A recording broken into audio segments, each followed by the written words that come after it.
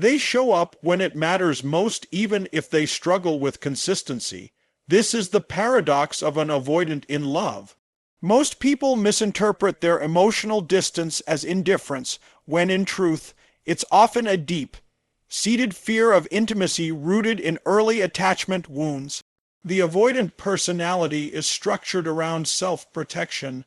They've built invisible walls, designed not to keep people out entirely, but to keep their own vulnerabilities hidden. Their love doesn't look like grand declarations or constant communication. It emerges not in the ordinary, but in the extraordinary, the crisis moments, the life-faltering experiences, the times when masks fall off and real connection becomes unavoidable. When an avoidant is secretly in love, they'll defy their own wiring in critical moments because love pulls them past the threshold of comfort. While they may disappear for days or resist small acts of connection like texting back right away, they show up when it truly counts. If you're sick, overwhelmed, broken by grief, or going through a major challenge, that's when they appear. Sometimes quietly, sometimes awkwardly, but always with presence that's undeniable. Their love leaks out not in frequency, but in intensity. It's not in how often they call, but in what they do when you're hurting. They might not be there to celebrate your daily wins, but when you're facing something heavy, they find a way to be beside you. They'll rearrange their life to help without even realizing they're doing it. They might drive for hours, offer silent support, or fix something they think might ease your stress. All of it done without fanfare. That's how you know it's real for them. You're not wired for small talk. In these high-stakes moments, their core self peeks through. You may be shocked at their level of devotion during a time when you expected them to pull away. This inconsistency confuses people who crave steady reassurance, but in the psychology of avoidant attachment, deep care doesn't eliminate fear, it overrides it when it matters most. It's not that they don't feel, it's that they feel so deeply. They've spent their whole lives trying not to. Love is not a switch they flip. It's a slow, reluctant surrender. And it's in the moment when love demands action, not words, that they surrender in their own way. When someone avoidant loves you, they often express it through acts of service in crisis. They won't say, "I love you," but they'll take off work to help you move. They'll show up at your parents' funeral even if you hadn't heard from them in weeks. They'll repair things without being asked, or sit silently by your side when you have nothing to say. They don't always understand how to show affection in the dated, but they know how to show loyalty when your world feels like it's falling apart. These moments are not small. They are the emotional equivalents of someone who doesn't swim, diving into deep water because they saw you drowning. They show up not because it's convenient or because they feel obligated, but because their heart has made a decision that their mind is still too scared to voice. And that's why these moments matter. An avoidant in love will do what's unnatural for them. They'll move toward connection when their instincts scream to run. You might not see it every day, but when you truly need someone, and the avoidant person you're unsure about suddenly appears and holds space for you, that's the real confession. Their love is not loud, it is not articulate, but it is undeniably present when presence means everything, and when all the distractions are stripped away, their actions in those moments whisper a truth they can't yet say. I love you, even if I don't know how to be loved. You'll notice that an avoidant who's secretly in love starts protecting your emotional world more than they share their own. They won't say, I love you, and they might rarely, if ever, say what they truly feel, but their love starts to emerge in the way they make you feel safe, even when they still guard themselves tightly. This might seem like a contradiction. How can someone who's emotionally distant be protective of someone else's emotions? But that's exactly how avoidants love, not by opening up, but by ensuring you're not hurt, even if they remain hidden in the process. Their primary language is defense, not just for themselves, but eventually for you too. Avoidants grow up with the belief that vulnerability equals danger. They've learned that sharing too much, being too present, or depending on someone leads to pain, rejection, or disappointment. So instead, they've trained themselves to self-soothe, to retreat, to be independent to a fault. But when love begins to creep in, when they develop genuine feelings, they begin to extend the same protective instincts they've always used on themselves toward you. You'll notice small but significant shifts. They may still avoid deep talks about their own emotions, but they'll listen closely when you open up. They'll remember the things that hurt you. They'll start navigating conversations carefully, avoiding triggers and tiptoeing around your emotional wounds, not because they're walking on eggshells, but because they care. You might notice that when you're upset or anxious, they adjust their tone. They don't always have the right words, and they might freeze or go quiet, but they won't escalate the situation. They will create calm.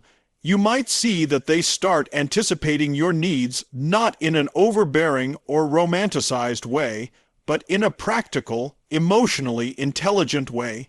If they know a certain topic brings you pain, they avoid bringing it up. If you've had a hard day, they might not say the perfect thing, but they'll make sure you're not alone. They might cook something, fix something, or simply exist beside you in quiet solidarity. These are not random acts. These are signs of emotional protection, rooted in care, born from love they can't articulate.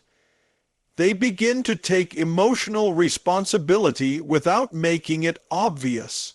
For an avoidant, this is huge. It means they've let you inside their internal radar. They start thinking ahead. How can I avoid hurting them? How can I keep them from feeling rejected? They do this while still struggling to express their own emotional truth, which can be deeply frustrating to a partner who wants verbal or emotional intimacy. But to see it for what it really is, a survival-based pattern slowly reshaping under the force of love, is to realize how significant it is. Because for them, this is not just kindness, it's vulnerability through protection. They start tuning into your emotional states more carefully. They may ask about your day more often, notice subtle shifts in your mood, or check in at moments when you're quiet. They may not ask deep follow-up questions, but they are watching, learning, and adjusting in real time. They're trying to be someone safe for you, even while still figuring out how to feel safe themselves. And often, they will do this with almost zero recognition, because seeking praise or acknowledgement would pull attention to their own vulnerability, something they instinctively avoid. What makes this behavior especially telling is that they are doing it despite discomfort. They are stepping out of their default mode, which is detachment, and entering emotional territory that feels unfamiliar and sometimes threatening. They aren't emotionally fluent, but they're becoming emotionally aware. And they're doing it because they care about your experience, your safety, your comfort, even while they're still unsure how to offer those things to themselves. This is the quiet transformation of an avoidant in love. They may still close up when the focus turns to them. They may still shut down during conflict, but when it comes to you, they'll work to preserve your peace. It's not because they're trying to impress you. It's because their love makes them protective, and sometimes this shows up in the way they handle conflict. Instead of pushing your buttons or walking away entirely, they might try harder to de-escalate. They might start offering compromises they wouldn't have made before. They may still hate confrontation, but they'll show signs of staying a little longer, listening a little more, giving a little more room for resolution. And for someone who has spent their whole life avoiding discomfort, this is a breakthrough. They are learning that protecting you emotionally means tolerating their own emotional discomfort. That is one of the clearest signs of secret love in the avoidant heart. the willingness to feel anxiety, fear, or awkwardness for your sake. Even when they don't open up, their behavior starts to say, "Your feelings matter to me more than my comfort zone." It's subtle, it's quiet, and it's often missed by those expecting dramatic displays of love. But this is how avoidants show they care. They take care of your emotions before you even realize you need it. And while they may not yet trust love enough to live inside it, they trust you enough to guard it. And that's where their love starts to become visible. Avoidants live in structured environments for a reason. Routines give them a sense of control, predictability, and emotional distance. Their lives are often organized in a way that minimizes relational vulnerability.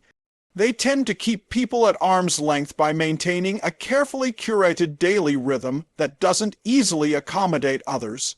When they're not emotionally involved, they fiercely protect their independence, and any attempt to disrupt that rhythm is seen as a threat. But when an avoidant is secretly in love, subtle cracks begin to form in that rigid structure. It doesn't happen loudly or all at once. It begins with minor, almost imperceptible changes, small shifts in their habits that, if you're not paying attention, you might miss. But these are the early signs of emotional investment. Their routine, once untouchable, begins to shift, because you've quietly become part of it. You may start noticing that they reach out at the same time every day, not because they're trying to be romantic, but because you've become embedded in their daily rhythm. They may text you when they finish work or check in before bed, even if they never used to do that with anyone.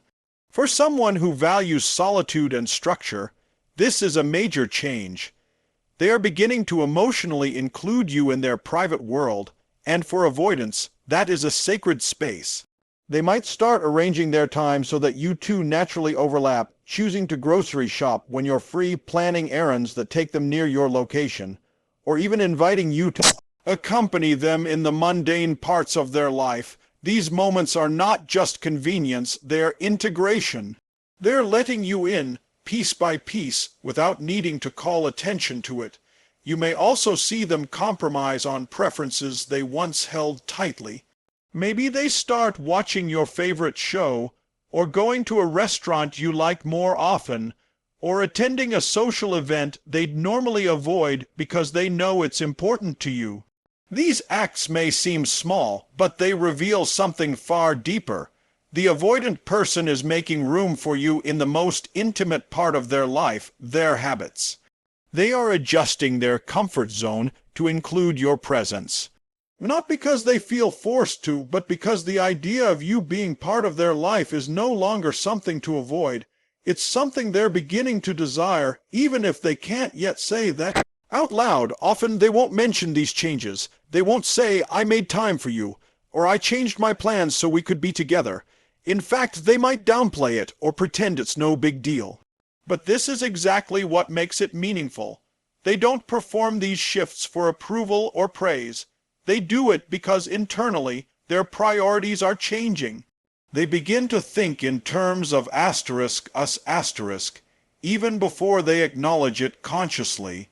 You might notice them referring to future plans and casually including you, like "when I take time off next month, maybe we can." Or "if I get a dog, I wonder how it would get along with yours." These aren't just throwaway comments. They are signals that they're now factoring you into long-term scenarios, even if they're still too emotionally guarded to say how they really feel. Another way this manifests is through increased availability. An avoidant who's emotionally uninvolved will often be too busy, unavailable, or vague about plans. But once love begins to soften their defenses, they begin making themselves available, sometimes without you even asking. They might start giving you consistent time, or showing a willingness to alter their schedule just to see you. If they've traditionally needed a lot of space, you'll notice that they now tolerate and even seek more time together. They might still pull back occasionally, but the difference lies in the effort. Instead of disappearing for long stretches without explanation, they'll check in or explain why they need space. This evolution shows they're not just thinking about themselves anymore. They're thinking about how their actions impact you, and that consideration is rooted in emerging love. Even when they're apart from you, you might notice that you're starting to influence their decision-making. They might mention that they thought of you while doing something mundane, hearing a song, passing a shop, seeing something funny. These moments are not simply about memory. They indicate emotional presence. You've become a constant thread in their mental landscape. For someone who avoids intimacy, this is quietly revolutionary. They are no longer living solely in a self-contained world. Their inner dialogue now includes you, and that is a direct reflection of emotional connection. This integration into their routine also signals a shift in emotional priority. Avoidants typically fear dependence and emotional reliance, but when love begins to take root, they begin to prioritize your well-being alongside their own. This doesn't mean they suddenly become codependent or overly expressive. Rather, they begin to balance their desire for independence with the growing realization that life feels more meaningful with you in it. They still need space, but they no longer protect it like a fortress. They begin to share it with you, allowing your presence to coexist with their need for autonomy. All of this happens without dramatic gestures. There are no proclamations, no love letters, no sweeping romantic acts. But if you pay attention to their patterns, you'll see that their entire rhythm is subtly recalibrating around you. They may still struggle to say what you want to hear, or offer emotional intimacy in conventional ways, but their actions tell a different story. They are creating a space in their life where you fit, not out of obligation, but out of genuine desire. And for someone who has spent a lifetime guarding their space from emotional intrusion, that quiet act of inclusion is not just meaningful, it's monumental. For someone with an avoidant attachment style, vulnerability feels like exposure. It feels dangerous. Their entire psychological framework is often built on the need to stay protected, to not rely too heavily on anyone else, and to never be seen in moments of emotional weakness. They don't trust easily, especially with their inner world. Letting someone in feels like handing over the very weapon that could be used to hurt them. So they keep their guard up, they keep conversations surface level, and they keep their emotions neatly locked away. But when an avoidant is secretly in love with you, something quietly shifts beneath that polished, composed surface. Even if they can't speak the words, "I love you," even if they still maintain their emotional distance, they will begin to do something that's entirely unnatural for them. They'll let you see the messy side.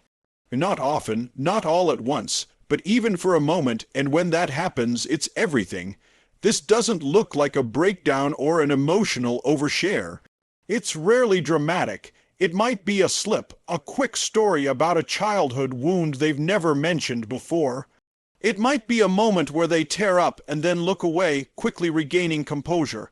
It might be an anxious confession about something they're insecure about, followed by a joke to brush it off. These moments are subtle, but they are sacred, because for someone who has spent their life managing perception, appearing in control, and avoiding emotional exposure, these slips aren't accidents. They're acts of courage, whether they realize it or not. They are risking being seen, and not just in the positive light they prefer, but in their rawest, most unguarded state. That's not just affection, that's love trying to find a way out through the cracks in their armor. When an avoidant lets you in, even momentarily, it means they're choosing connection over self-protection. It means that on some level, they trust you enough to see who they really are beneath the cool exterior. And the messy side isn't always tears or trauma. Sometimes it's irritation. Sometimes it's letting you see them angry, frustrated, scared, or uncertain, emotions they've long been conditioned to hide. These feelings make them feel exposed and out of control, but if you're someone they love, they will slowly, hesitantly, allow you to witness them in these states. It might not look like an obvious bid for connection, but it is. It's a plea for acceptance, masked in discomfort. If they show you the side they don't show anyone else, they're asking, will you still stay, even when I'm not perfect? There may be moments when they let go of their carefully maintained image, the calm, capable, emotionally distant person, and instead you'll get glimpses of insecurity. You may hear them talk about things they regret, things that scare them, things that make them feel small or unworthy. It could be a conversation where they admit they don't have it all figured out. Or maybe they share something about their family, their past relationships, or a time they felt rejected. These aren't just conversations, they're confessions, not in the dramatic, romantic sense, but in the deeply human way. And for someone who fears rejection at their core, offering these pieces is the emotional equivalent of putting their heart in your hands. You may also notice that in the rare moments they break down, whether due to external stress, personal failure, or overwhelming emotion, they won't hide from you like they would from everyone else. They might not invite you in with open arms, but they won't shut the door either. If they let you be there for them, to support them during moments of emotional distress, that is a monumental act of trust. Because usually they handle things alone, they cope alone, they fall apart alone. If they choose not to isolate when they're hurting, or if they apologize afterward for showing too much, it means they're wrestling with vulnerability because they want you close, even when it scares them. There's also the physical vulnerability that begins to emerge. They might let you see them when they're unpolished, without their usual guardrails. This might be literal, like letting you see them when they're sick, tired, anxious, or disheveled, or it might be metaphorical, like allowing affection without pulling away. Maybe they lean into a hug a little longer than usual. Maybe they rest their head on your shoulder. Maybe they let their body relax around you in a way that shows they're not bracing for emotional impact. These physical signs often appear before verbal ones, and they speak volumes. They're saying, I feel safe here, even if they're not fully ready to admit it. These rare windows into their inner world are never performative. In fact, they're often followed by guilt, embarrassment, or a desire to retreat. That's because vulnerability still feels like a threat. They might pull back right after a moment of emotional openness, and you might be left wondering what happened. But if you can understand that this withdrawal is not rejection but recovery, a need to regulate after stepping into emotional territory that feels overwhelming, then you'll start to see the pattern. The messy moments are breakthroughs, and even if they try to cover it up afterward, they are still processing the fact that they showed you something real. And if you respond with patience and acceptance instead of pressure, they'll remember that, and it will change them. Over time, these moments become more frequent. They become slightly less guarded. The wall doesn't come crashing down all at once, but you start to notice more and more of what's behind it. You see that the distance wasn't about not caring. It was about caring too much and being afraid of the consequences. And as you continue to respond with warmth and security, the avoidant begins to trust that love doesn't always have to mean pain. That maybe, just maybe, letting someone see the messy side doesn't lead to rejection, it leads to real connection. So when an avoidant shows you this side of themselves, don't underestimate it. It might look quiet. It might look clumsy. It might even be awkward or uncomfortable, but it's the clearest signal of all. Not because they're perfect now, not because they've resolved their fear, but because they're willing to risk being seen, and that risk for them is love in its most honest form.